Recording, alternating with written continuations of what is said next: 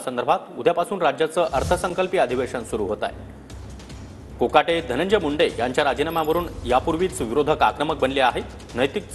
नैतिकतेचं अधपतन झाल्याचं आढळल्यास कुणालाही वाचवणार नाही असं देवेंद्र फडणवीसांनी म्हटलंय। धनंजय मुंडे आणि माणिकराव कोकाटे यांच्यावरील प्रश्नावर मुख्यमंत्री फडणवीस यांनी ही प्रतिक्रिया दिली आहे। प्रश्न उपस्थित केलेला आहे की नैतिकतेच्या आधारावरती या दोन्ही मंत्र्यांनी राजीनामे देणे तुर्तास गरजेचं होतं। जर त्यांच्यावरचे आरोप सिद्ध झाले नाही तर पुन्हा सरकारमध्ये घेण्याची संधी त्याच्यासमोर उपलब्ध आहे। बघा असं आहे की पहिल्यांदा तर अण्णा हजारेंची आम्ही त्या ठिकाणी सन्मानच करतो आणि अनेक वेळा अशा प्रकारच्या प्रश्नामध्ये राजीनामा द्यावा की नाही द्यावा असे अनेक मुद्दे त्या ठिकाणी उपस्थित होतात।